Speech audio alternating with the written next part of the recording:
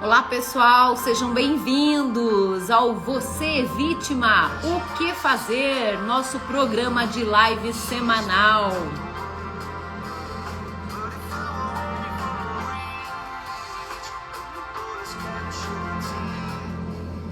Hoje trataremos, gente, de um assunto muito importante, sempre recorrente aqui nas minhas redes sociais e também nas redes sociais da Ana Paula, nossa querida Ana Paula Argenton. Já mandando convite, Ana. Era do Você Vítima, o que fazer? Você pode participar também, mandando perguntas. Peraí. Oi, Ana. Parece que ela Vamos ver. conseguiu, gente. Peraí. Aqui, ó. E vamos ter uma convidada muito especial. O nome dela é Bruna. Eu já conheço o depoimento dela por outras gravações que eu já fiz com ela. E vocês vão ficar chocados, impactados com a mensagem e com a história de vida da Bruna. Ana! Oi! Muda a câmera. Acredito Peraí. que esteja pro lado Aqui. da capinha. Isso! Isso, Ana! Tudo Desculpe. bom? Imagina! Tudo bem, bom dia. Seja bem-vinda no Você Vítima nosso. Por Obrigada, sinal, é uma boa meu amor. ideia essa, né, Ana? Falar Muito sobre boa. documentos, falar a parte jurídica, o que fazer, o que a vítima pode fazer, o que um familiar vendo, né, a outra pessoa, o que eles podem fazer, né? E nós queremos aqui a proteção de mais mulheres, não é mesmo? Que se propague para o maior número de mulheres, né, Tati? E que todas Exato. possam aí se defender, se ajudar, para que isso não ocorra mais. Isso mesmo. Gente, já estou mandando aqui o convite para a Bruna. Ana, quer falar um pouquinho do nosso programinha para o pessoal? Enquanto eu mando aqui o convite? Falo sim. Bom dia, pessoal. Sejam, então, todos muito bem-vindos à live Você Vítima, o que fazer?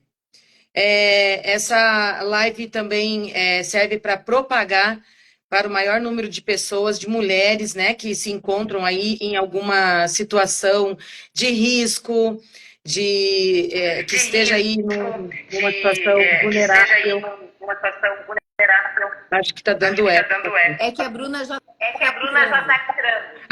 Bem-vinda, Bruna. Obrigada, eu só vou mudar a câmera. Isso, igual você. Travou aqui. É isso. A gente está se adaptando ainda, né? Ai, meu Deus. Bruna, Só inverte, Bruna. É que travou aqui. Bom dia. Linda, bom dia. Bruna. Oi. Tá dando Bom dia a todos. Tem alguma coisa ligada aí na tua sala, algum computador? Tem, só um minutinho, vou desligar o computador. Coloca no mudo. Tá. E como eu estava falando, Tati, enquanto a Bruna tá aí, mas tá dando eco ainda, né? Tá. Esperar um pouquinho, senão o pessoal fica louco. Uhum.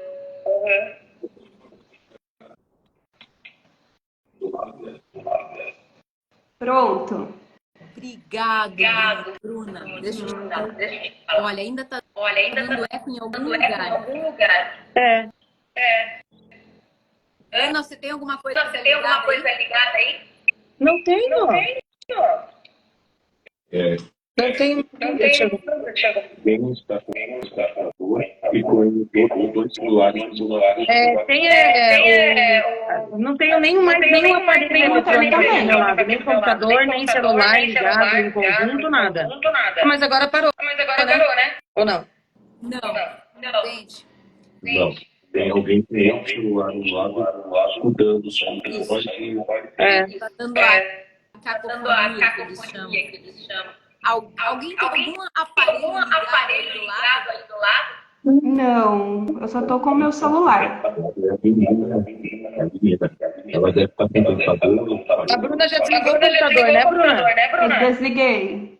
Tem mais algum aparelho aparelho eletrônico, mais algum celular, alguma coisa? Não. Então vamos Não? fazer o seguinte. Bruna, vou pedir para você sair e entrar de novo para ver se é aí ou se é lá com a Ana. E Tá eu bom. saio também, Tati. Só leva o... A gente testa com você, tá? Deixa a Bruna sair e eu testo se é com você. Desse jeito não dá, né? O pessoal não vai entender. Ana, fala comigo alguma coisa. E agora, ó. Agora não acabou tem o eco. eco, né, pessoal?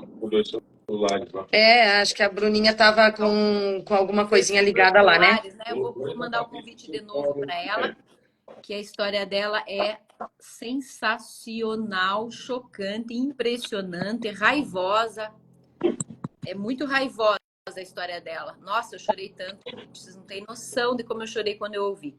Bruna, já mandei novamente o convite para você. Se você está ouvindo antes de você entrar, desligue qualquer outro celular que esteja ligado, por favor. Oi, Bruna. Oi. Isso! Perfeito! Agora deu certo, gente. Deu certo. Bruna, seja bem-vindo. Deixa eu apresentar para vocês. A Bruna Caroline de Oliveira Filais. Inclusive o Instagram dela, vocês estão aí. Comecem a seguir desde já. @BrunaFilais, tá, pessoal? Ela vai contar uma história que é a mais impressionante que eu já ouvi. E antes de continuar, gente, eu estava num podcast ao vivo e ela começou a contar a história dela do meu lado e eu comecei a chorar. Tive uma crise enorme de choro e com pânico, porque a história dela é tão impressionante e eu, como delegada, me senti tão pequena perto da história dela que, assim, foi muito, muito difícil para mim aquele dia. Você viu, né, Bruna, como foi difícil? Foi o podcast só eu chorando com a história dela. É uma história, assim, incrível, triste, trágica e linda de superação. E a gente vai ouvir, né, Ana? Ana, você vai... Já prepara o lencinho aí. Pessoal de casa, prepara o lencinho. Hoje eu tô emotiva. Ai, meu Deus. Mulheres, né? Mulheres, temos os nossos dias de mais emotivos aí, né? Temos. É, Bruna, você posso? apresenta para a galera, então, e a palavra está com você. Tudo bem, pessoal? Me chamo Bruna. Então, né, como a delegada falou, a minha história, né, foi triste, foi trágica, né, mas, glória a Deus, teve um final feliz, né, está tendo, né. Então, assim, eu sofri um abuso por parte do meu padrasto quando eu tinha 12 anos. E esses abusos, eles duraram 6 meses. E né, nesse período, né, não foram só os abusos sexuais, mas também abusos, né, físicos.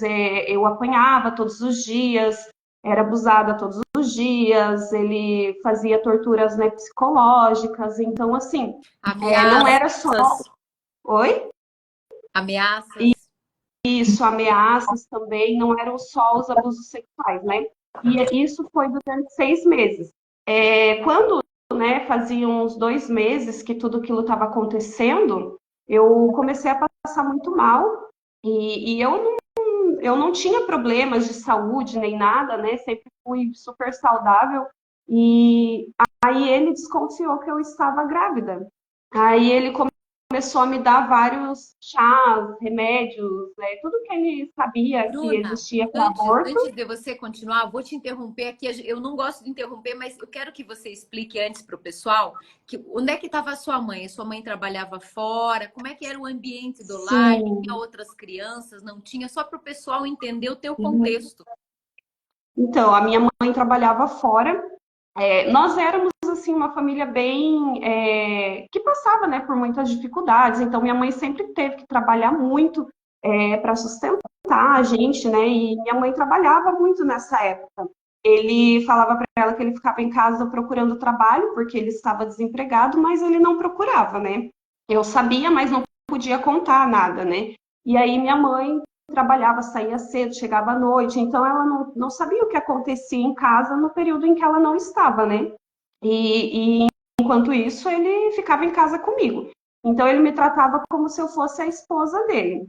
Aí ele começou a controlar todos os meus horários, eu tinha 5 minutos para ir e 5 para voltar da escola. Ele entrava na escola na hora do recreio para ver o que eu estava fazendo. Eu tinha que ficar encostada na parede do lado da minha sala e ele controlava tudo. Eu tinha que ficar encostada sem falar com ninguém. Se ele chegasse e eu estivesse falando com alguém, eu apanhava quando chegasse em casa. Se eu levasse 6 minutos para chegar em casa, eu apanhava. Então era um desespero quando o sinal batia e a professora às vezes continuava falando, né? Era um desespero para mim, porque eu sabia que eu ia chegar em casa, eu ia ter um atraso ali de 1 minuto, eu ia apanhar, né? Então foi assim um período assim, acho que o pior período da minha vida, onde eu não sabia o que fazer, porque assim não é só o fato de ter medo das ameaças do agressor, mas também é pensar, nossa, será que as pessoas vão acreditar quando eu contar? Então não é só você ter o medo, mas é saber, é pensar no que as pessoas vão dizer e se você vai ser acolhida, né? Então, assim, eu, né, vim de uma família onde minha mãe teve que trabalhar muito, então ela acabava não tendo esse contato de conversar com a gente, eu não tinha essa confiança com ela, porque ela não sabia, ela não tinha esse tempo de parar e conversar comigo, e ela nem sabia como fazer isso, né? Ela foi criada na rédea curta, então ela criava a gente assim também. E aí eu tinha medo se ela iria acreditar em mim, na reação que ela iria ter, né? Então eu ficava quieta, né? Calada. E aí, depois de 2 meses que os abusos estavam acontecendo, né? Aí foi onde eu comecei a passar mal e ele desconfiou que eu estava grávida. Até eu passei mal uma noite, minha mãe viu e pediu para ele me levar no médico. Ele me levou e o médico pediu um beta, né? E ele rasgou o papel do pedido do exame, né? E eu nem sabia o que era beta na época, né? Você imaginou Não tinha, não que entendia você nada. pudesse estar grávida? Você Oi? imaginou na época que você pudesse estar grávida? Ele falava, mas eu achava que não, porque eu lembro que eu pensava assim que eu não podia engravidar porque eu era criança. Então, na minha cabeça, a gente, criança não engravidava. Então, eu achava que não tinha como, E você sabe? já E tinha menstruado? oi? Você já tinha menstruado, né, Bruna? Já, aham, sim. Faziam poucos meses, na verdade. Quando os abusos começaram, faziam poucos meses. Aí, né, suportando tudo aquilo, né, por aquele tempo, ele batia muito em mim, porque daí ele sabia, ele começou a ficar desesperado, porque os remédios, os chás que ele me dava não estavam fazendo efeito, né? Aí ele começou a ficar desesperado, então eu apanhava, ele apertava minha barriga, ele, enfim, né, fazia de tudo para que eu perdesse a criança, porque aí ele começou a se desesperar. Mas, né, foi indo, assim, os abusos não pararam, continuaram, e assim foi por mais 3 meses, mais 4 meses. Por mais 4 meses, assim foi, e até que um dia, assim, eu estava angustiada, né, com tudo aquilo, e não sabia como dar um fim, eu comecei a escrever os meus sentimentos em um papel. A minha tia, na época, que era 3 anos só mais velha do que eu, fazia muito isso. Então, eu fiz igual a ela, né? Falei, vou fazer para ver se diminui um pouco, né? O sofrimento, a dor. E eu comecei a escrever todos os sentimentos que eu estava tendo no papel, mas não escrevi o que estava acontecendo, só os sentimentos, né? Aí, depois disso, eu achei que eu tinha jogado fora, eu tinha certeza que eu tinha jogado fora, amassado, jogado no lixo. Dias depois, aconteceu dele sair de casa e nesse dia minha mãe não ter ido trabalhar. E assim, quando minha mãe estava em casa e ele saía, ele sempre me levava junto. Ele nunca me deixava em casa, ele nunca me deixava perto de ninguém para que eu não viesse contar, né? Só que nesse dia ele saiu e não me levou junto. E a minha mãe precisou de alguns documentos e ela foi procurar. E ela começou a procurar e no meio desses documentos ela encontrou aquele papel que eu tinha amassado, jogado no lixo, onde eu tinha escrito, né, todos os meus sentimentos ali. E aí ali ela começou a me perguntar, né, o que estava acontecendo, por que eu tinha escrito aquilo, né? E aí ali eu pensei, bom, se eu não contar agora, eu não vou conseguir contar mais, né? Aí eu contei para ela. Aí eu comecei a contar para ela tudo que tinha acontecido. Ela desabou, né? Começou a chorar e aí ela perguntou para mim quanto tempo fazia que estava atrasada a minha menstruação. Aí eu falei que já faziam 4 meses. E aí a gente fugiu, né? Nós fugimos de lá, fomos para casa do meu avô. E como é que foi a reação dela quando ela descobriu e você contou? Então, a minha mãe, eu achava que ela iria me culpar, né? Eu pensava que minha mãe iria me culpar, que ela iria ficar brava comigo, que eu iria apanhar, né? Enfim, todas essas coisas. Mas ela me apoiou, ela, né, falou, não, a gente vai fugir, vai na polícia, vai denunciar, vai fazer alguma coisa, né? E tanto que foi assim, nós fugimos e aí eu fui, né, fiz tudo que tinha para fazer, fiz o corpo de delito, prestei depoimento, enfim. Infelizmente, né, ele não foi preso, mas eu creio que foi assim uma exceção, né? Eu vim de uma cidade assim muito pequena, então interior, né, aqui do Paraná. Então assim, lá era difícil as pessoas irem presas. Assim, e quando ia, ficava 1, 2 dias e logo eram soltas. Não sei por quê, mas tinha muito disso na época. Eu não sei como está agora, né? Mas na época tinha muito disso. Então, assim, tanto que quando eu fiz a denúncia, ele não foi preso, ele recebeu uma intimação, ele foi intimado a depor. Então, ele foi depor e ele contou a versão dele da história. Ele falou que eu tinha seduzido ele e que ele estava apaixonado por mim e que queria casar comigo. E aí a delegada depois disso chamou a minha mãe e perguntou para minha mãe por que não deixava ele casar comigo, porque eu já estava grávida, já estava grávida mesmo, deixasse, ele queria Delegada casar. falou isso, gente? Dá para A acreditar? delegada, a delegada falou isso. Eu acho que às vezes até é por isso que muitas vítimas acabam não denunciando. Mas assim, né, foi uma exceção, não são, né, todos assim, a delegada pode dizer, né, Fique que tranquila, Bruna. Eu quero criticar aqui a minha instituição se ela merecer. Não se preocupe, eu quero saber a verdade. Todo mundo aqui quer sim, a verdade. Você me conhece, sabe que eu sou da verdade. Me diga eu uma coisa, sei, antes de você continuar, essa parte da delegacia. Você podia falar mais para o pessoal saber como não deve ser feito, como uma delegada não deve atuar? Pode falar, por favor, faço questão. sim, foi totalmente, né, a atitude dela foi totalmente errada, tanto que quando ela falou isso, eu fiquei muito triste, assim, porque eu falei, nossa, né, uma pessoa que era para proteger, para defender, tá falando uma coisa dessas, né? E aí a minha mãe também ficou indignada na época. E assim, quando eu fui prestar depoimento, todos ficaram chocados com aquilo que eu tinha contado. Mas quando ele foi e ele falou o lado dele, né, digamos assim, da história, é como se, tipo, todo mundo tivesse acreditado nele e tudo que eu tivesse falado fosse por água abaixo, entendeu? Então, todos acreditaram na versão dele, de que eu tinha seduzido ele e de que eu queria aquilo. E você tinha Então, que assim, idade quando você foi para a delegacia? faltava 1 mês para eu fazer 13 anos, para eu Bem, completar 13 anos. vamos lá. O estupro de vulnerável, vocês todos precisam saber que tem uma pena de 8 a 15 anos. Estupro de vulnerável é o estupro de pessoas, homens ou mulheres, abaixo de 14 anos. Não importa se a vítima consentiu ou não consentiu. É estupro de vulnerável, independente de qualquer consentimento. E nesse caso, a Bruna não teve outra situação, não teve como negar, não só pela força física que ela apanhava, também pelas ameaças que ela já vai contar. Então, é sempre estupro de vulnerável quando a vítima é menor de 14 anos. Desculpe, Bruna, pode continuar. Ana, eu falei para você não se meter e eu que estou me metendo aqui. Não, imagina, Mas eu tenho imagina. que criticar essa delegada, que eu não Sim. sei quem é. Tenho que criticar. Não, não dá para passar assim. Ué. Sim, né? E aí, né, ele fazia várias ameaças, né? Então, assim, ameaçava, né? Ameaçava, queria me matar, queria matar minha mãe, queria matar todo mundo, né? A verdade, assim, é que todos fazem as mesmas ameaças, né? Todos falam as mesmas coisas. Na época, né, que nós morávamos com ele, ele falava assim para mim, não, se você não for minha, você não vai ser de mais ninguém.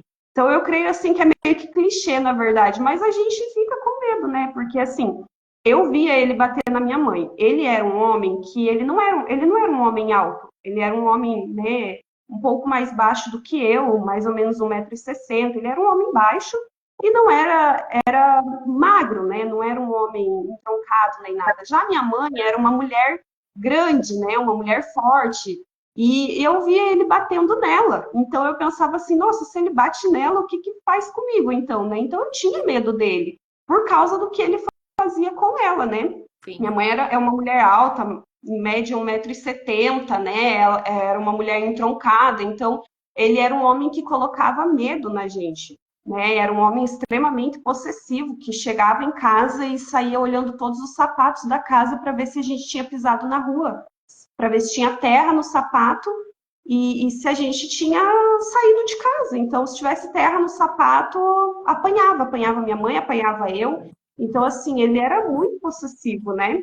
E graças a Deus, né, quando eu contei para minha mãe me apoiou, né? Nós fomos e fizemos os exames que tinha que ser feito e foi constatado que eu estava grávida. E, né, já estava numa gestação de quase 5 meses. Eu estava indo para o 5º mês já de gestação.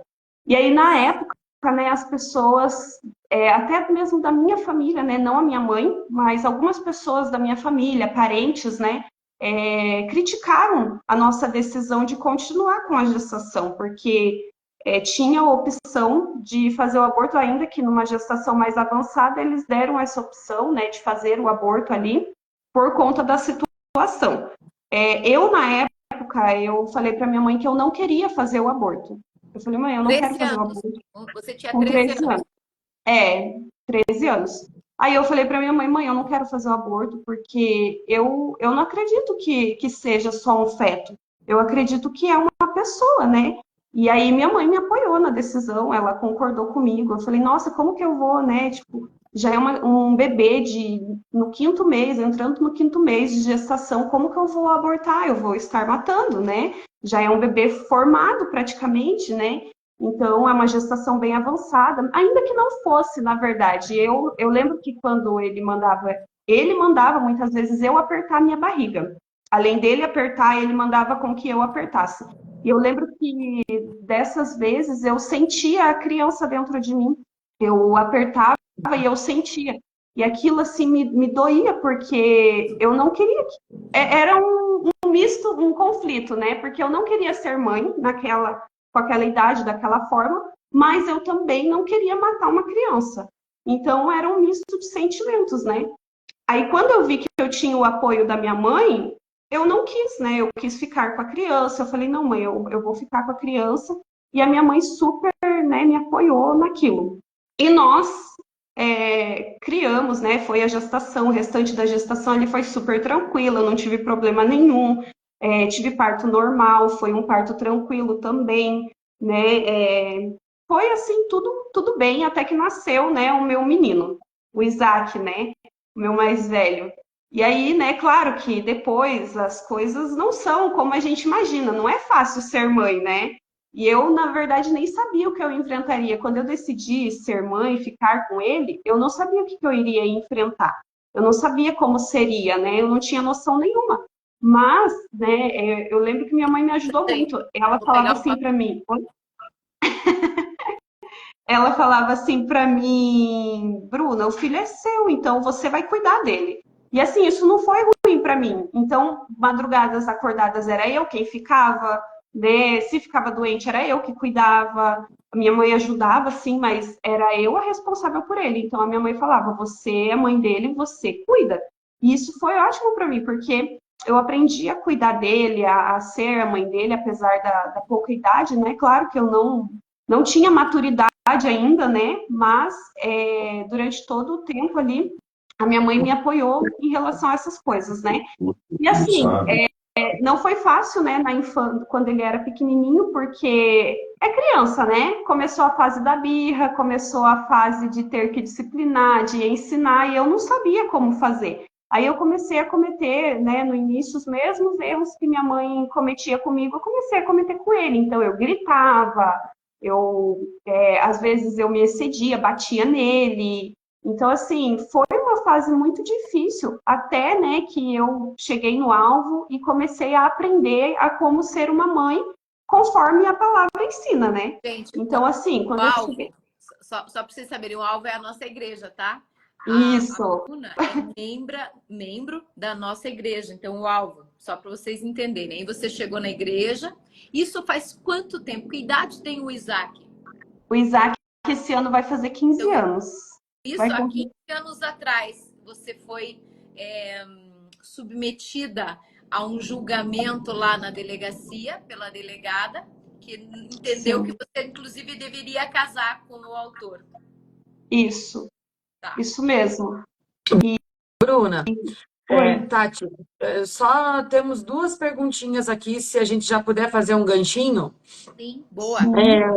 Bruna, depois que a mãe, né, que veio tudo isso à tona, que você conseguiu se libertar, digamos assim, desse segredo, até então ele contou para sua mãe, o que aconteceu com ele? Ele continuou morando com vocês, a mãe mandou embora, né? O que aconteceu?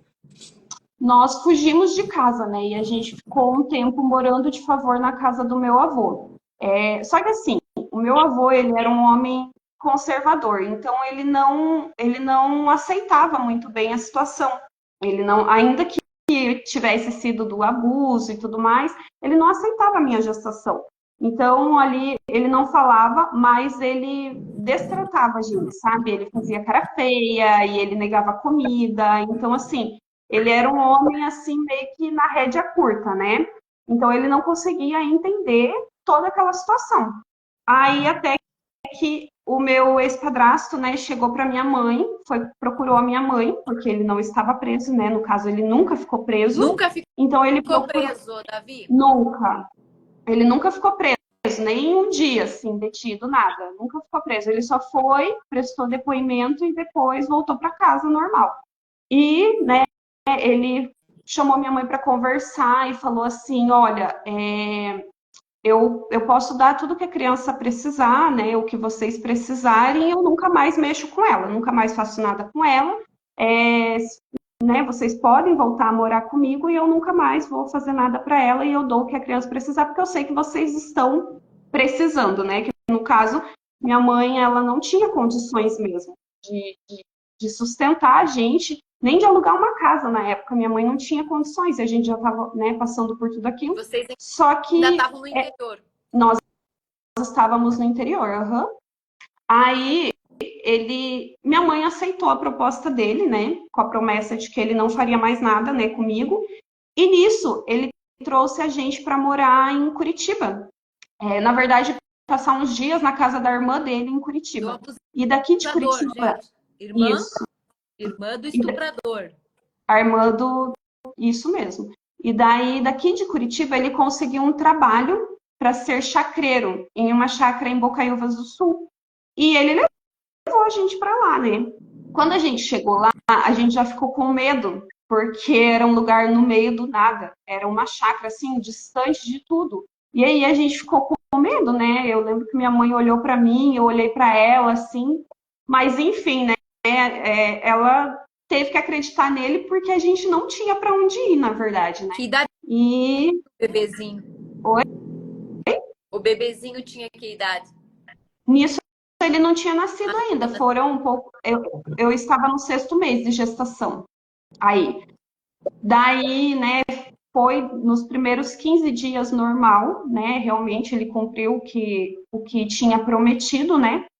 Até que eu precisei fazer uma consulta de pré-natal na cidade. E no dia que eu precisava ir para essa consulta, minha mãe acordou muito doente de cama. Ela não conseguia levantar da cama. Ela estava muito doente mesmo. E ele me levou nessa consulta. Só que assim, para chegar na consulta, a gente teria que andar 3 quilômetros numa estrada de chão até chegar no ponto de ônibus, para daí pegar o ônibus e chegar na cidade. Então eu tive que andar 3 quilômetros com ele numa estrada de chão no meio do mato. E foi assim, apavorante, porque aí ele começou a mostrar que realmente ele não tinha mudado, né? E não tinha mesmo, né? Foi inocência nossa ter acreditado que ele teria mudado. E aí ali minha mãe ficou em casa e ele foi durante todo o caminho né, falando várias coisas para mim, falando o que ele queria fazer comigo, né? Falando que ele não tinha esquecido, enfim, várias coisas assim, sabe?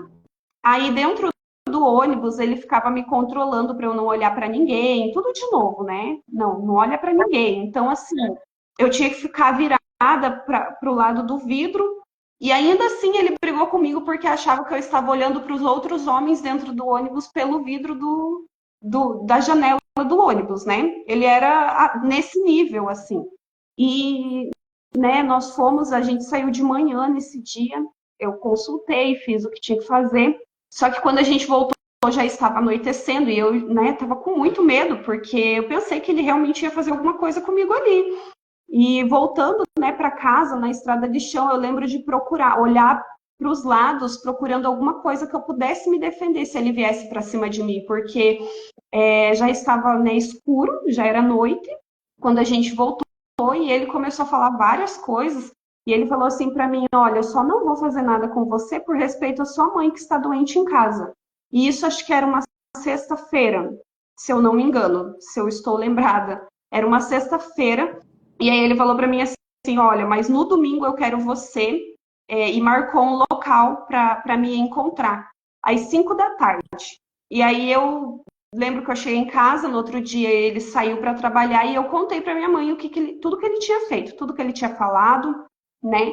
Eu não fiquei quieta dessa vez, né? Eu falei, bom, eu já cometi o erro de ficar calado uma vez, eu não vou cometer esse erro de novo, né?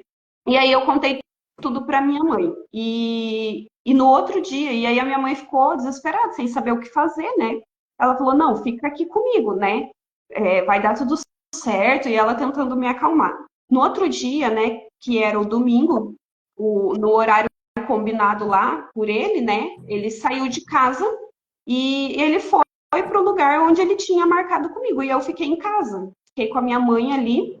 Passado algumas horas, ele voltou para casa muito bravo, assim, e ele começou a pegar, separar todos os machados que tinha na casa, machado, foice, facão, e ele começou a afiar na nossa frente, e ele olhava pra gente assim, colocando terror mesmo, sabe? E ele olhava pra gente com muito raiva. E, enfim, né? Passou aquele dia, né? Graças a Deus ele não fez nada com a gente, mas eu lembro que a gente ficou com muito medo, porque pensou assim, meu Deus, se ele mata a gente aqui, é no meio do nada, ninguém nunca nem vai achar o nosso corpo aqui. Então a gente ficou com muito medo. Mas, né, passou aquele dia, ele não fez nada, a gente nem conseguiu dormir naquela noite, na verdade, porque ficou com medo dele matar a gente enquanto dormia, né? Teu pai e tua mãe, Perdão. o teu padrasto e a sua mãe tinham voltado ao relacionamento nessa época? Tinham voltado ali um relacionamento, mas meio assim, né? Daquele Teu jeito. padrasto, Minha mãe acho que queria ficar com vocês duas. Isso mesmo. E aí, né, no outro dia de manhã, ele saiu para trabalhar e a minha mãe falou assim para mim, Bruna, vamos fugir? Aí eu falei, vamos, né? Mas a gente não tinha 10 centavos no bolso. A gente não tinha nada. Aí minha mãe pegou os documentos e a gente saiu com a roupa do corpo.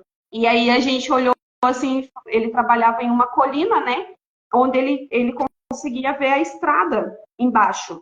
E aí a minha mãe falou, bom, se a gente for por ali, ele vai ver a gente.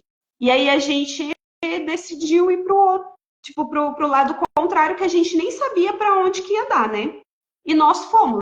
E aí a gente começou a bater de chácara em chácara, pedindo ajuda, contando toda a história, contando que a gente, né, nós estávamos fugindo. Eu com aquele barrigão já, né? Já estava com 6 meses. Eu lembro que nesse dia a gente andou 7 quilômetros a pé.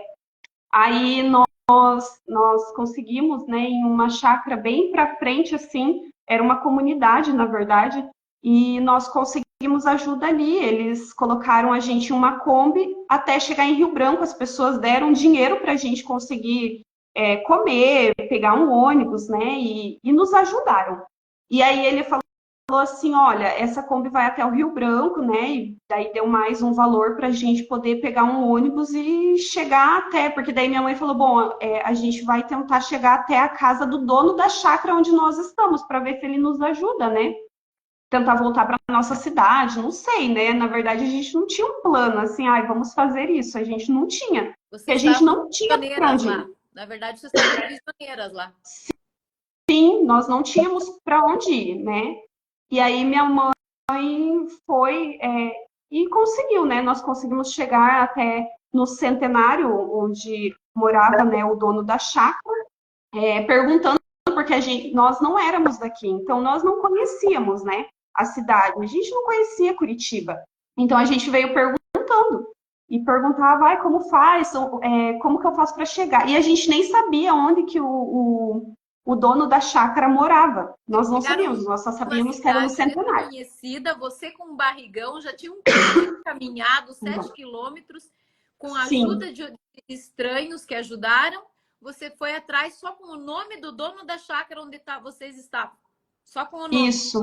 Meu Deus. Isso, e nós conseguimos encontrar, e aí chegando lá, né, a gente pediu ajuda para ele, e ele ficou revoltado com a situação, né? E eu lembro que ele era assim meio doidão, né? E ele falou assim, mas ele que não me apareça aqui. E olha que o meu ex-padrasto foi bater lá ainda. Foi bater lá atrás da gente. Mas E aí, oi? ele abrigou vocês? Abrigou, ele era dono de uma reciclagem, ele tinha umas casas também, ele colocou a gente em uma das casas, deu um emprego para minha mãe na reciclagem que ele tinha, e ele cuidava da gente, né? Tudo que eu precisava. Eu lembro que nessa época eu fiquei doente também, né? Peguei varicela, né? E aí ele comprou todos os remédios que eu precisava. Ele cuidou muito, sim. E ele não descontava da minha mãe, ele dava os remédios, ele comprava comida, ele trazia pra gente. Então ele cuidou, ele deu o suporte que a gente precisava, né? Até hoje, né, eu falo que eu gostaria de rever ele, porque depois eu nunca mais vi ele, depois nós nos mudamos de lá e eu nunca mais tive contato com ele, mas um dia eu quero encontrar ele e apresentar o Isaac para ele, porque realmente, né, ele foi, né, enviado pelo Senhor para nos ajudar naquela hora, né? Porque realmente nós não tínhamos para onde ir, não tínhamos. E ele nos ajudou. Então, assim, a partir dali, né, a gente começou a fazer a nossa vida. Depois disso, ele procurou ainda. Ele procurou quando o Isaac tinha 1 ano e meio. Ele me encontrou na rua, porque daí depois disso nós voltamos para nossa cidade, de onde a gente veio, né? E ele também voltou para lá. Aí, quando o Isaac já tinha... Criminoso. Oi? Isso, o teu padrasto voltou para a cidade que vocês voltaram. Isso, ele também voltou para lá. Aí o Isaac estava, né, com 1 ano e meio e ele veio e me encontrou na rua umas 2 vezes e daí ele veio querer se aproximar do Isaac. Aí eu desconversei e fugi. Chegando em casa eu contei para minha mãe o que tinha acontecido. Aí um outro dia encontrei ele na rua de novo e ele falou assim para mim que ele queria ter os direitos dele de pai, de poder ver o filho dele. E aí eu cheguei em casa, eu contei para minha mãe aquilo. Daí minha mãe ficou muito brava nessa hora, né? E aí ela sabia onde ele estava morando, porque ele morava com a mãe dele.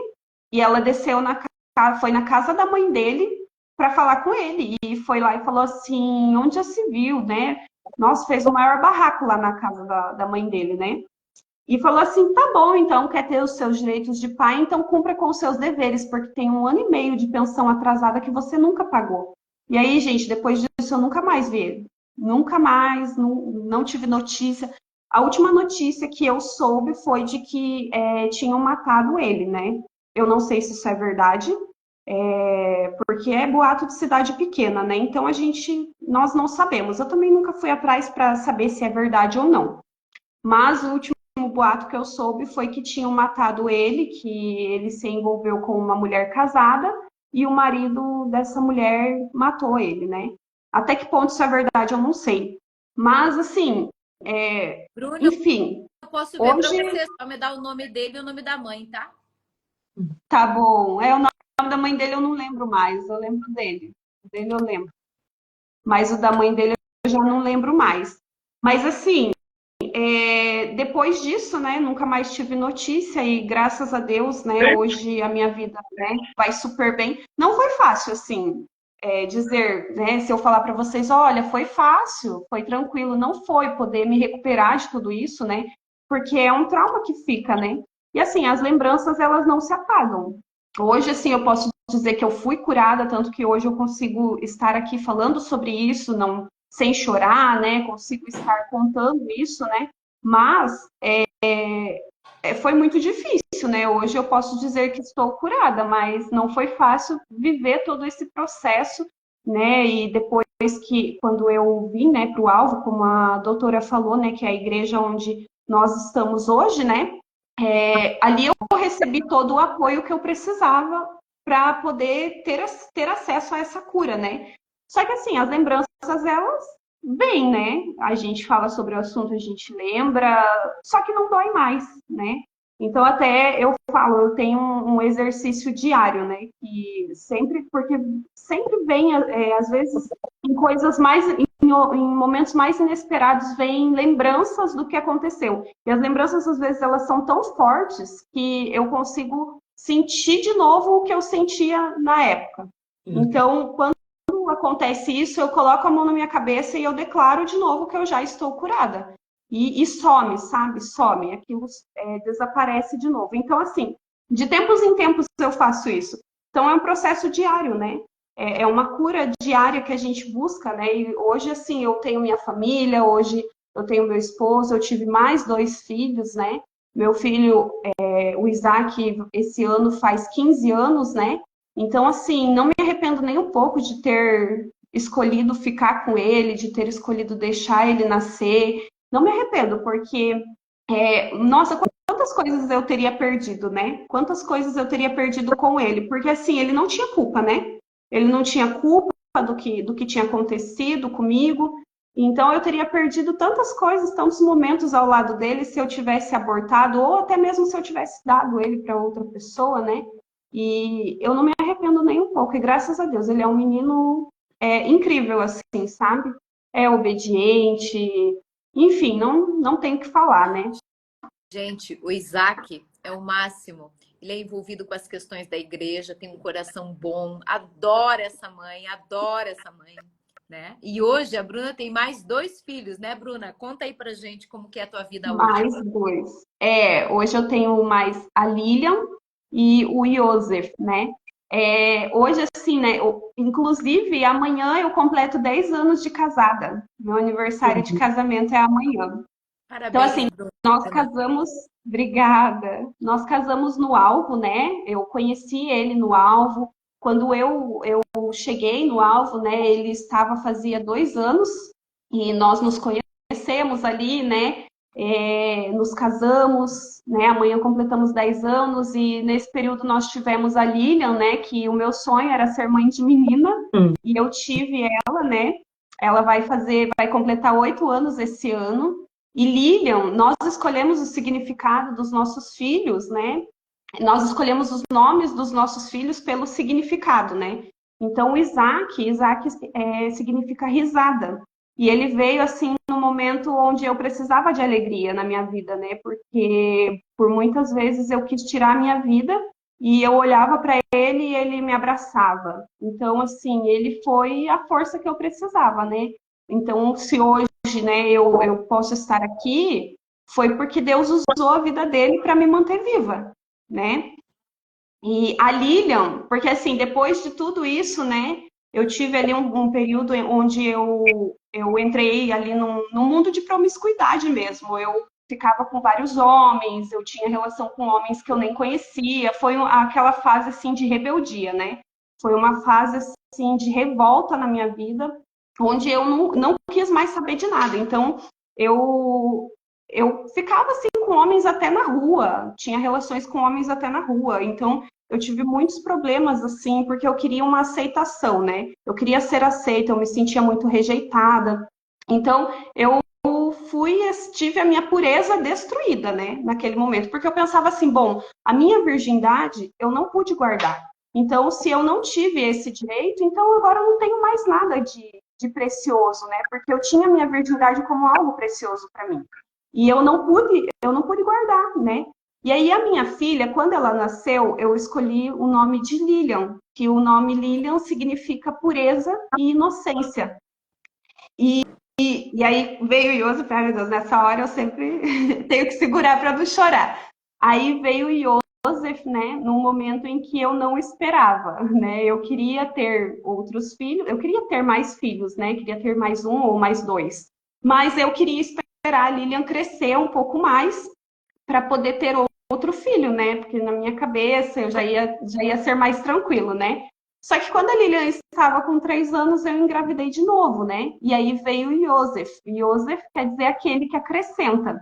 Então, os nomes dos nossos filhos, eles têm um significado, sabe? É algo especial para a gente. Então, nós sentamos, a gente pesquisou, a gente pensou antes de escolher, né? Não foi algo que a gente escolheu só porque era bonito, né? Mas foi algo que nós oramos ao Senhor, pedimos, né, os nomes deles, né? Com exceção do Isaac, que o Isaac foi minha mãe que escolheu, mas encaixou perfeitamente. Ai. Ana, você desidratou aí, eu já desidratei. Toda vez que eu Eu, escuto a história da Bruna, eu desidrato, gente, porque é muito forte. Eu vou deixar a Ana falar que ela está quietinha, depois eu faço o comentário jurídico, ok? é, é, é óbvio, né, que eu estou completamente emocionada aqui, eu estou chocada aqui. A gente viu aí várias questões, né? De um monstro, de uma pessoa inocente que dá a segunda chance, né? Mesmo tendo passado por tudo que você passou, né, Bruna? A sua mãe ainda tentaram dar uma segunda chance para ele, né? Que não mudou, que continuou aí fazendo essas atitudes, tendo essas atitudes absurdas. O teu sentimento, a tua parte emocional, o seu filho hoje, né, a volta por cima, que mesmo ainda, às vezes, vindo à tona toda essa parte de sentimento, de emoção, né, ouvir você falando hoje, eu estou curada, né, ou seja, você consegue hoje falar disso, olhando lá para trás, porque cada vez que a gente fala, né, Tati, a gente relembra, a gente volta a vivenciar de uma certa forma, né, o que a gente passou. E vendo a sua mãe tão guerreira ao seu lado, né, veja, vocês tiveram que fugir de casa, e mesmo assim ele ainda 2 vezes, né?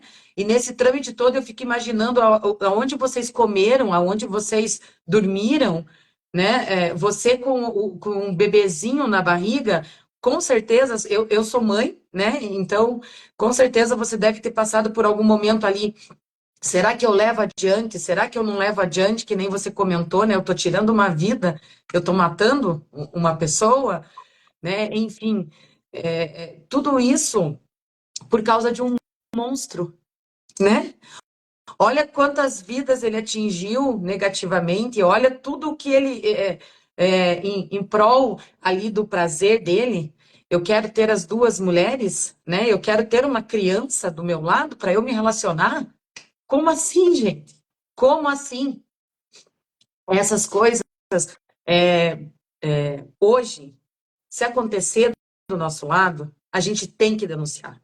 A gente tem né, fazer ter ali a reflexão do nosso papel também enquanto sociedade. Essas conversas aqui também são significativas, né, que tem que se propagar, são emocionantes, né, a gente enquanto mulher, a gente enquanto mãe. Eu aqui, eu viajei na sua história, eu fui em vários mundos aí na sua história e não tem como não se emocionar, né, vendo tudo isso acontecer. É horrível. Eu nem vou falar, não consigo falar mais, tá? Tipo, desculpa. Bruna, você é uma Por isso que eu guerreira. passei na rádio. Era no Uhum. podcast ao vivo olha, eu não sei se não tinha umas 1000 pessoas, né, Bruna? Eu não conseguia falar. Terrível. E assim, é bom. Bruna, que pessoa iluminada você é, É. né? Deus te colocou aqui com um propósito. né? Não é possível que uma pessoa como você, né, tenha vindo aqui em vão, né, passar aqui em vão. Então, eu fico muito grata pelo fato de você compartilhar isso com a gente e te ver hoje com esse sorriso, né, com essa beleza toda aí no teu rosto. Fico orgulhosa também enquanto mulher, enquanto mãe, pelo carinho que você tem pelo seu filho. A Tati falou ali do Isaac, né, pelo carinho que tem com a mãe. Ele sabe disso, Bruna? Sabe?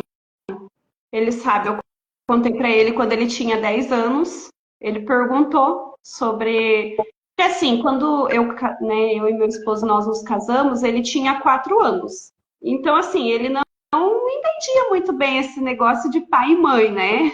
E o meu esposo adotou ele como filho mesmo. Então, ele já chamava o meu esposo de pai, meu esposo O papel, trata você ele quer como dizer, né? filho, né? Formalmente ele adotou, tá, gente? Sim. Então, no papel não adotou, mas formalmente, né? Tipo, No dia a dia adotou, no como dia a pai. dia, isso mesmo. Aham. Então, o meu esposo, sim, exerce a paternidade sobre a vida do meu filho, né?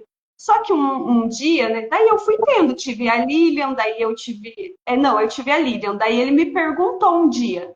Ele perguntou assim para mim, mãe, o meu pai é meu padrasto?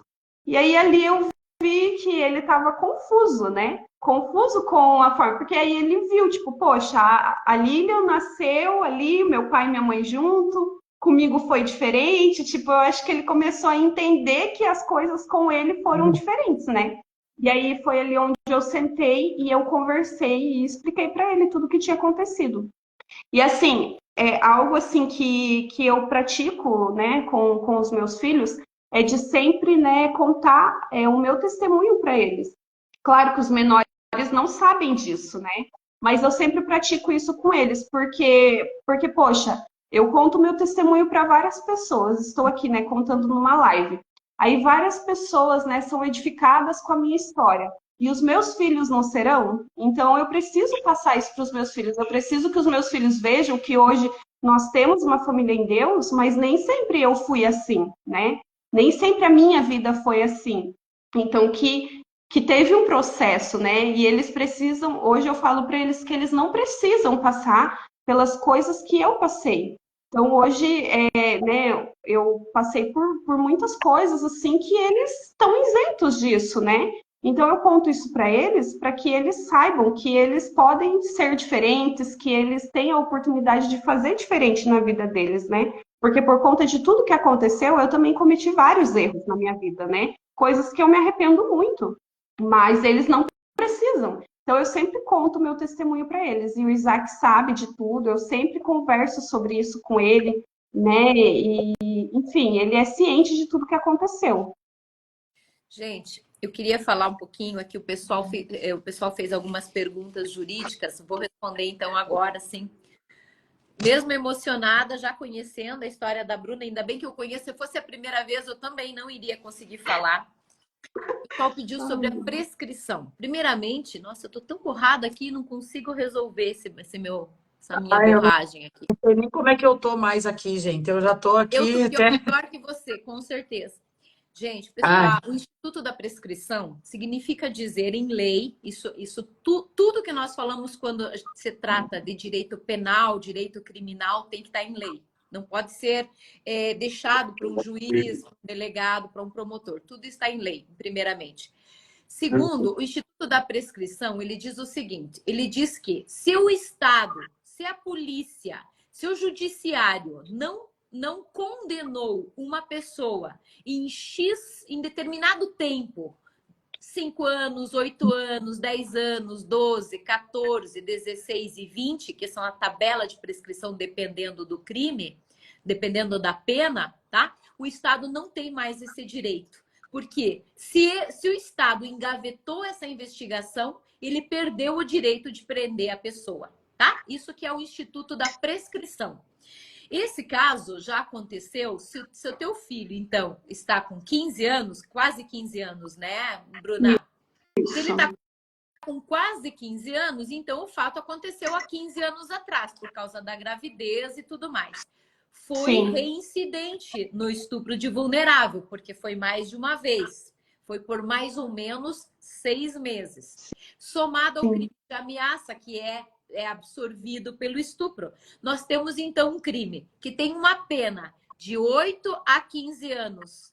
Sempre se deve começar nas condenações judiciais com a pena mínima, 8 anos. Ele não era reincidente, então, e vamos imaginar que começa em 8 anos a condenação que ele teria ou teve, talvez até ele já tenha tido essa condenação, porque o caso foi para a delegacia de polícia. Da condenação de 8 anos, como era reincidente, aumentam um tanto. Quanto o juiz decide? Pode ser 10, pode ser para 12 anos, ok? Nessa pena de mais ou menos 10 a 12 anos, que eu estou chutando que deve ter sido, tá? Ela prescreve em 16 anos. Então, em tese, possivelmente ainda não esteja prescrito esse crime. E tem 2 tipos de prescrição, em abstrato e em concreto. Em concreto é depois da pena, eu não sei, teria que analisar esse processo. Se você me dá o nome dele, eu consigo fazer essa pesquisa. Bruna, eu já tinha te dito isso, eu acho que outra vez. Tá? Tinha. E a em abstrato, que é aquela assim, a pena é de 8 a 15 anos.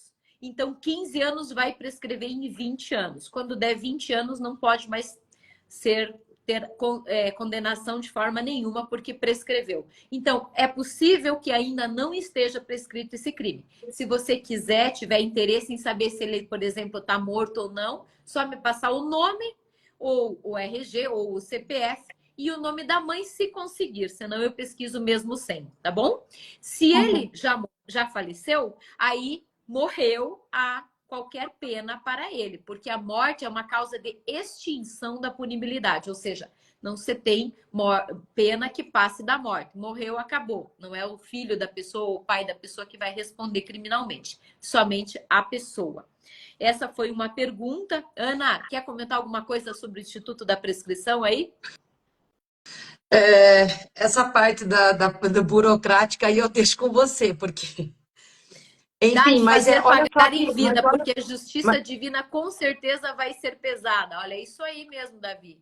Então, mas olha que importante, né, Tati, a gente estar ciente do que pode ser feito, né? Olha que quanta informação importante que a gente propague, né, essas informações para as pessoas também poderem tomar atitudes que queiram, né, enfim, e procurar aí o que aconteceu de repente com ele, né, para tirar a dúvida, enfim, também é de direito da pessoa, até por um sentimento de assim, estou livre, estou tranquila agora, né? Também tem que ter um pouco dessa questão, dessa sensação, né? O direito da pessoa de ter essa sensação aí também, né? O sentimento que fala, que volta e meia aí, né, Bruna? Não sei se fica dentro da tua cabecinha. Posso fazer alguma coisa? Gostaria de fazer alguma coisa? Ele merece, né? Alguma, né? Nesse sentido, assim, com certeza essas indagações ficam na cabeça da vítima, né? Uhum. Sim. Com certeza. E, gente, só lembrando, ele ameaçava a Bruna, tá? E por isso a Bruna não contava para a mãe. Bruna, muitas adolescentes e crianças, em especial as crianças, elas passam por isso também hoje.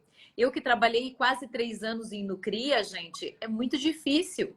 É muito, muito. Você imagine a cabeça de uma criança com os padrões de comportamento que ela já viveu, né? Onde o adulto é o que manda, o adulto é o certo, porque ela não tem noção do que é certo e o que é errado. Uma determinada vez, eu sei que aqui a gente não deve ter crianças, mas tem um determinado depoimento de uma situação criminal onde o próprio pai fazia o bichinho de estimação da família, que era um cachorro, lamber as partes íntimas dela. O que a criança sabe, uma criança de 7, 8, 9 anos, o que ela sabe do que é certo ou errado? É uma fonte de prazer. E lembrem que as crianças e os adolescentes que são submetidos a práticas sexuais, das mais diversas formas que podem ocorrer, elas têm uma tendência, né? Isso a psicologia explica, que elas têm uma tendência, inclusive, a buscar questões oportunidades sexuais de forma precoce em sua vida. Por isso que muitas vezes a gente não consegue entender, por exemplo, por que a Bruna, mesmo sendo adolescente, Isaac já nascido, por que ela buscava o sexo em outros parceiros, mesmo que desconhecidos? Porque ela teve esse aflorar sexual de forma muito antecipada, de forma não natural. E ela passou a procurar porque é aquilo que a mente dela e o inconsciente dela entendeu como sendo certo, né? Quando ela era ainda criança. Você consegue visualizar isso, Bruna? Sim, consigo. Acha que você acha que esse segmento da psicologia e da psiquiatria que explica isso pode ter acontecido com você? Sim, eu concordo, na verdade, porque é realmente isso, né? E a minha cabeça na época é porque assim, um jovem, né, um adolescente, ele já tem essas vontades afloradas, né? É natural do corpo, né? Só que o que acontece? Eu tinha uma vontade muito grande de esperar até o dia do meu casamento. Eu queria esperar, né? Então eu tinha aquilo como meta na minha vida. Depois que tudo aconteceu, né? Eu olhava assim e pensava, nossa, mas não tem mais nada para guardar. Então por que que eu vou guardar, né? Por que que eu vou agora, né, me preservar? Eu não tenho mais nada. Um, perdão que estão me ligando aqui, deixa eu pôr no silencioso. Tranquilo. Eu via o meu corpo como um objeto, porque foi isso que eu fui, foi dessa forma que eu fui ensinada a me ver, a me enxergar. Eu não me via com valor, né? Eu não enxergava isso. Então, sim, realmente, aquilo que aconteceu afetou, sim, muito para que eu buscasse isso em homens que eu nem conhecia. Tanto que eu nunca, né, enquanto longe do Senhor, eu nunca tive um relacionamento, né, que durou. Eu lembro que eu tinha vários namorados, mas o meu namoro que teve maior durabilidade, ele durou um mês, né? Porque eu ficava trocando e trocando e trocando toda vez. Então, eu não tinha, como que eu posso dizer, uma estabilidade emocional, né? De ficar com uma pessoa, de estar com uma pessoa, eu não conseguia gostar de uma pessoa, tanto que as pessoas falavam para mim que eu era uma pessoa seca de sentimentos, porque eu não conseguia ter um relacionamento que durasse com ninguém, né? Mas eu também era uma criança, eu tinha 15, 16 anos, então nem tinha, né, que estar me relacionando ainda, né? E tanto que quando eu vim, né, e eu conheci o Alvo, tudo, conheci o meu esposo, nós nos casamos com 18 anos. E eu tinha, foi tão diferente porque eu tinha convicção do que eu queria, né? Então, com o meu esposo foi diferente. Eu tinha convicção, eu amava ele, então eu sabia que eu queria ficar com ele, né? Então foi muito diferente do que eu sentia antes. Mas realmente, o abuso foi como se fosse assim um impulso para eu poder viver aquela vida de promiscuidade. Um acelerador. É um acelerador, isso mesmo. Interessante. Ana, você já parou para pensar nisso?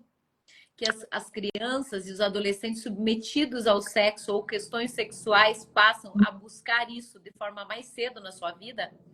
São etapas Exatamente. perdidas da gente. É o que é o trauma, as consequências do estupro, do abuso, né, do que aconteceu com aquela pessoa, e tá aí também o porquê que a gente luta contra isso, É né? isso aí. Para que as pessoas não passem mais por isso. Para que Bruna, as pessoas não semana, se sintam mais culpadas, né? Caso aconteça aí o que aconteceu com a Bruna nessa época, né? Que foi procurar ali, enfim, né? e semana passada, Bruna, nós escutamos a Thaís. A Thaís, o depoimento dela, gente, ela casou, né, com o marido, estava com o marido e ele batia nela na hora da relação sexual. Até chegou um momento que ele asfixiou ela e ela desmaiou, poderia ter morrido, ficou com as marcas, inclusive. Então, assim, a gente nem imagina, né, que a mulher, mesmo nos dias de hoje, ela ainda é tratada como objeto de um homem em muitas relações. E a relação saudável, né? Não sei, ao ver de vocês, e a Bruna e a Ana podem dizer aqui, porque também são casadas, também são mães, mas uma relação saudável é aquela onde os dois sentem prazer juntos, um busca o prazer do outro, um tem prazer vendo o prazer do outro, mesmo nas pequenas coisas do dia a dia. Quando eu vejo meu marido brincando com o meu filho, eu faço uma filmagem escondidinha, porque é tão lindo. É um brincar tão sincero, me deixa tão feliz, né, de saber que eles têm um ao outro. E ter um ao outro também no relacionamento é algo incrível. Eu não sei quanto a vocês, mas eu acho assim que essa semana eu até postei uma situação, foi ontem, onde uma mulher, a esposa, vê o marido num bar junto com uma moça mais jovem, de 19 anos. Ele dá 2 beijos na moça. A moça nem corresponde. A mulher de trás vem e dá 2 facadas e mata a moça. Ou seja, a mulher matou a pseudo-namoradinha do marido. Gente, o que é isso? Que país nós estamos vivendo? Primeiramente, as pessoas, se não estão felizes em seus relacionamentos, devem buscar sair deles ou tratá-los, né? Ou tratamento, ou sair desses relacionamentos abusivos. Ana, você chegou a ver esse caso? Não vi ainda. Para a gente não falar só da vítima, né? Aqui como autor, o homem. Nesse caso, o autor foi a esposa. Né? Olha, se a pessoa for matar cada vez que um marido sem vergonha tem uma amante, vai matar quantos amantes?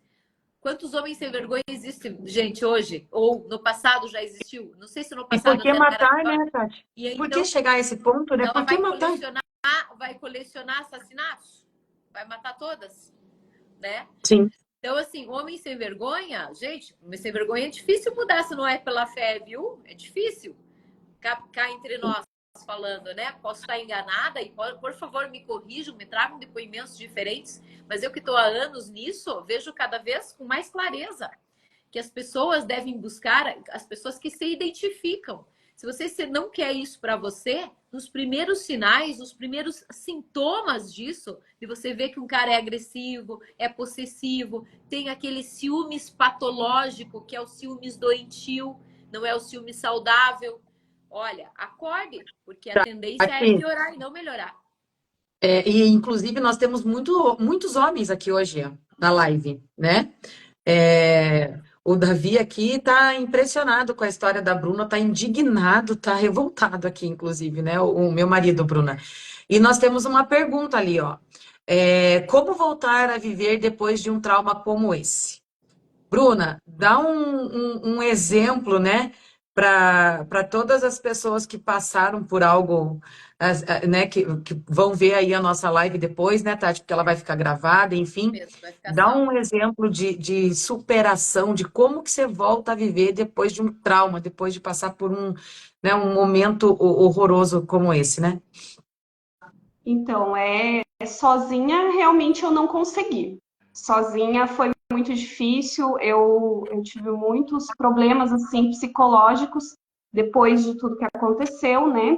Inclusive, até eu nunca recebi nenhum tipo de tratamento psicológico, nem nada.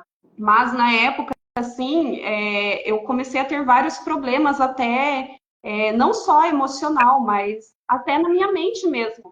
Eu tinha pensamentos de morte minha, morte dele.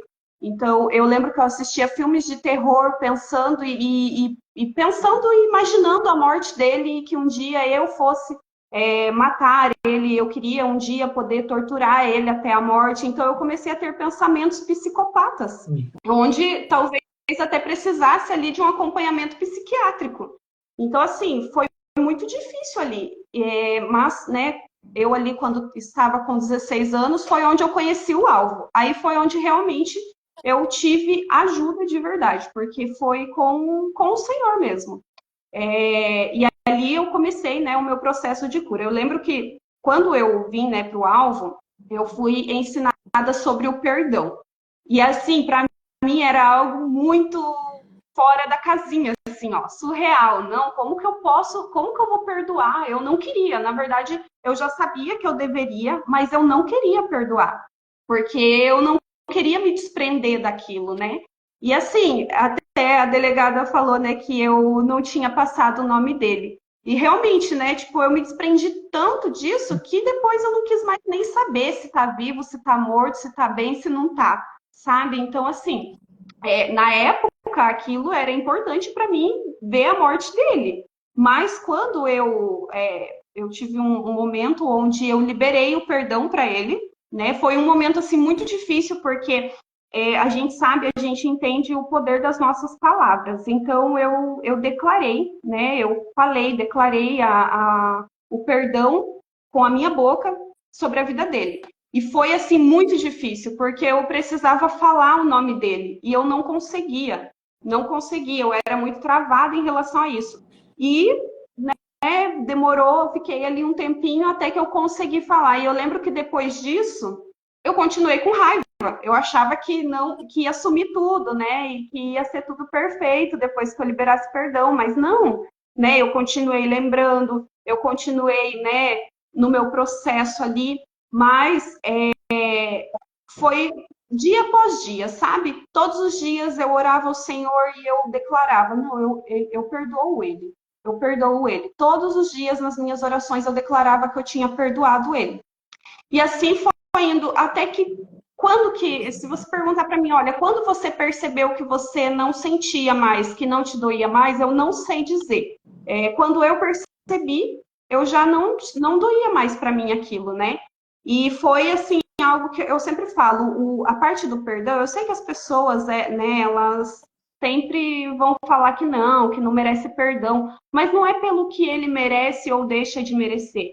É sobre mim, porque enquanto eu não perdoo, ele estava vivendo a vida dele muito maravilhoso, enquanto eu, né, estava tendo vários problemas, vivia uma vida amargurada, né, eu tinha muita raiva, eu não conseguia me relacionar com as pessoas. Então, assim, eu é quem estava sofrendo por causa da falta de perdão. A partir do momento em que eu decidi perdoar ele, não foi um sentimento, eu decidi, não, eu perdoo. E eu tomei essa decisão que eu iria perdoar, eu comecei a ser curada também. Então, eu comecei a ser uma pessoa mais feliz, mais alegre, né? Eu comecei a voltar a ter sonhos, porque eu não tinha mais sonho de casar, de ter família, porque durante todo esse tempo eu só via casamento destruído, famílias destruídas, então eu não tinha, né, vontade nenhuma disso mais. E aí, a partir daí, eu comecei de novo a observar o casamento, né, dos nossos bispos, dos nossos pastores, e aí eu comecei a ter essa vontade de novo de ter uma família, né? E aí foi onde começou esse processo de cura. Não foi assim um processo rápido, um processo fácil. Eu lembro que eu casei com o meu esposo, né? Em 2 anos, faziam 2 anos que eu estava no alvo e nós nos casamos. E um ano e meio depois, mais ou menos, eu engravidei da Lilian. E assim, como eu sofria os abusos enquanto estava grávida, quando eu engravidei dela, foi como se voltasse tudo aquilo à tona de novo. Então, assim, eu comecei, no meu relacionamento com o meu esposo, eu tinha muito forte o sentimento de estar sendo abusada de novo. E eu lembro que eu falei assim, meu Deus, como que eu vou contar isso pro meu esposo? Eu olhava pro meu esposo e eu olhava para ele e via o abusador. E aí eu falei, meu Deus, como que eu vou falar isso pro meu esposo, né? Um homem que cuida de mim, que zela por mim, como que eu vou falar para ele que eu estou vendo o abusador nele, né? E que eu sinto como se eu estivesse sendo abusada de novo. E ele nunca teve nenhuma atitude que me forçasse a nada, né? Ele sempre foi muito compreensível, né? Tanto que eu, né, falei, não, eu preciso falar para ele, né? Não pode ficar assim. Aí eu fui, sentei com ele, conversei, pedi perdão, porque eu estava super constrangida de falar aquilo, né? E ele entendeu. Ele falou, não, tudo bem, eu entendo que é um processo, né? E vou respeitar. E ele me respeitou, assim, ao máximo. Então, assim, é muito importante isso, de você ter ali uma base que é o Senhor, né? É o Senhor quem faz com que o nosso casamento dê certo, porque assim, se fosse outro homem incompreensível, ia olhar e falar, nossa, como que pode você, né? Ia se revoltar, como que pode você ver ele em mim? Como que pode você achar isso de mim, né? E ele nunca. Quantas Então, provações, assim, hein, Bruna? Quantas provações, né? sim, O casamento passa. sim. Você vê, Às vezes as pessoas não têm noção, né? Mas assim, o que aconteceu lá, pensa, já faziam anos, né, que aquilo tinha acontecido e mesmo assim estava influenciando ainda na minha vida, né? Por isso que eu digo, hoje quando vem as lembranças, eu já coloco a mão na minha cabeça e declaro que eu tô curada. Então eu não tenho, hoje assim, não tenho mais problemas de autoestima por causa disso, eu não tenho mais problemas de depressão por causa disso. Eu não sou mais uma pessoa amargurada por conta do que aconteceu, mas tudo porque eu pratico isso, né? Eu pratico isso que me foi ensinado no alvo e assim, as pessoas acham que é loucura, mas para mim deu super certo, né? E tem dado super certo. Então, eu continuo praticando, ainda que as pessoas falem que é um absurdo eu ter perdoado. Eu lembro de uma vez que eu contei isso para uma moça e ela quase me bateu, porque ela ficou revoltada de eu falar que eu tinha perdoado. Daí eu falei assim, mas o que você queria que eu tivesse feito? Que eu vivesse a minha vida inteira, né, depressiva, amargurada por causa dele, e talvez ele tá lá feliz da vida, vivendo a vida dele normal, e eu aqui, né, morrendo aos poucos, né? Então, não, eu vou perdoar porque eu entendi que é isso que vai fazer com que minha vida continue. Eu vou deixar isso para trás. E foi o que gente, eu fiz. olha que exemplo para todas nós, para todos nós, homens e mulheres. Exercer o perdão é uma atitude e ela não vem de um dia para o outro, um momento para o outro, como as pessoas acham, um dia eu vou perdoar. Não, é exercício, o perdão é um exercício. Lindo, Bruna. Ana, nós temos que caminhar para o final, né, minha amiga? É, infelizmente, né? Ou enfim, mas diante de todo esse depoimento, né, a gente, durante a história, Bruna, você contando, nos gera vários sentimentos. É muito complexo, né, os sentimentos que a gente sente aqui. Muito. É raiva, é tristeza, é vontade de sair correndo, pegar né, esse monstro, enfim. Ou também te dar um abraço, né? Não te conheço pessoalmente também, mas enfim, te dar um abraço e te parabenizar. E então, ouvir a tua história é chocante, é complexo, é triste, é emocionante, é tudo misturado. Nós somos seres humanos, então eu quero, assim, de antemão já, né, Tati, agradecer a oportunidade de estar ouvindo essa história e ver, né, o contexto de hoje, da tua família, dos teus filhos, né, da sua vida hoje, vendo esse teu rostinho lindo e sorrindo para a tela, né, ainda com alguns sorrisos, contando essa história trágica para a gente.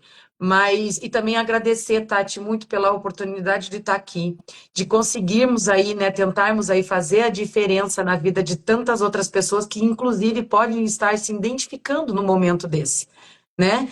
E agradecer pela oportunidade de conversas significativas e importantes como essa. As suas instruções, Tati, né, para com todos aí, o que você pode fazer, onde você pode procurar, onde você pode ir, caso você esteja passando por um momento também como esse. Agradecer, fazendo a diferença, tentando fazer a diferença aí para todos nós, né? Muito obrigada pela oportunidade, muito obrigada mesmo, de coração. E já deixar o convite, né, Tati? Porque também, se tiver alguma pessoa que queira compartilhar né, a sua história conosco aqui na live, ficamos abertos aí com relação ao convite, podem nos procurar e numa próxima oportunidade você pode estar aqui com a gente. Exatamente. Inclusive, a Gia aqui dos Geladinhos, ela acabou de dizer, gente, olha que forte essa. Perdoei o assassino da minha mãe, meu próprio pai. Olha, gente, é forte. Então, Gi, se você quiser trazer a sua história aqui conosco, no Você Vítima, o que fazer, você pode mandar ali no direct, que nós estamos linkando, tem muita gente entrando em contato. e a história será super bem-vinda para que todas nós possamos fazer a diferença na vida das pessoas.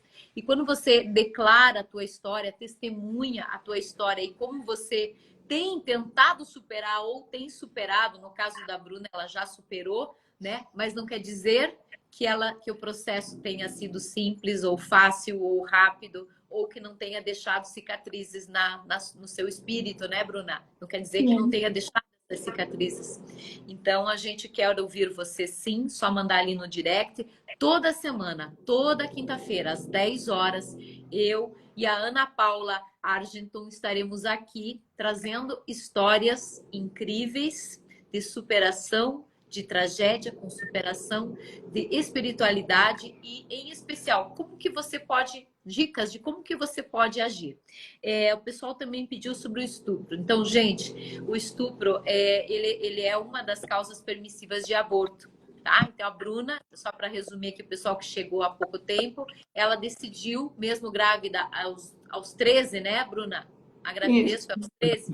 Ela optou por ter o filho, mesmo sendo vítima de abusos sexuais, de estupro de vulnerável por em torno de 6 meses. Então, fica aqui um exemplo maravilhoso. E hoje, a fortaleza dela é esta criança que ela optou, poderia ter abortado, porque era vítima de estupro, mas mesmo assim, mesmo sendo, né, começado aí os abusos quando ela era bem pequena, 12 anos, ela optou por ter a criança, e o Isaac, ele é maravilhoso, gente. Eles são membros da minha igreja, o Alvo Church, o Alvo que fica ali na linha verde, né, na BR-116, próximo ali da Milha, só colocar o Alvo. Todos os cultos são nos domingos e nas quintas-feiras, às 18 horas.